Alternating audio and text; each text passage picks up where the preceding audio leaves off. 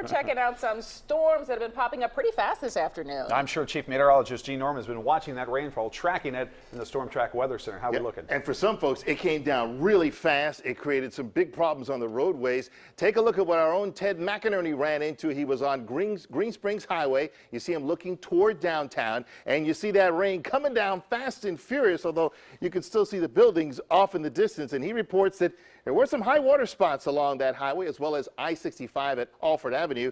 Most of the heavy rain across downtown has quit.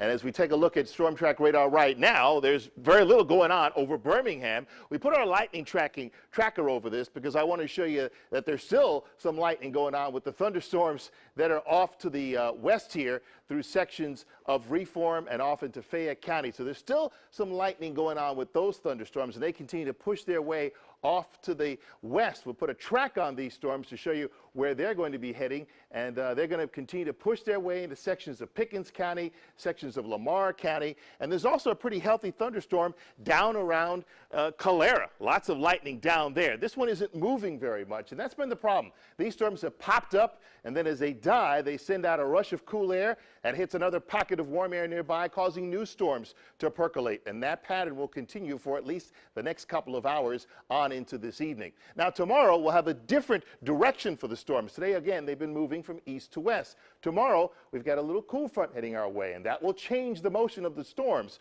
Our Futurecast computer model shows the storms popping up during the middle part of the day on Thursday, and then with the help of this front they'll actually push their way across town and down to the south.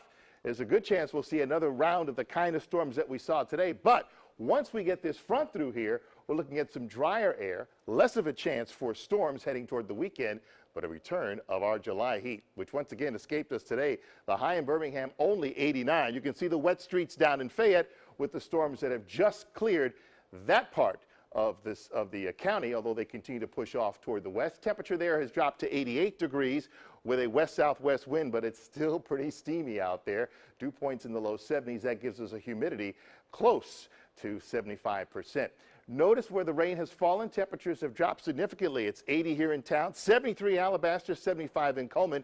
East Alabama a little bit hotter today because they haven't seen as many of those storms touching off. 88 in Anniston and 91 down in Alex City. Working our way into tonight, we'll still see a few storms around till about midnight, then things should begin to quiet down. Overnight lows should drop into the low 70s. Then for tomorrow, we'll see one final round of storms before we head toward the weekend and see an end of this daily pattern of rain. Before the storms get going, though, we'll see a high of 88. And you know I rate the next day's weather from 1 to 10. It's called the Norman number. Tomorrow, again, we're at a 6. Now, as we head past tomorrow with a 50% coverage and chance for rain, Friday and Saturday look to be rain-free, although there'll be hotter days. 91 for a high on Friday, 93 for a high on Saturday.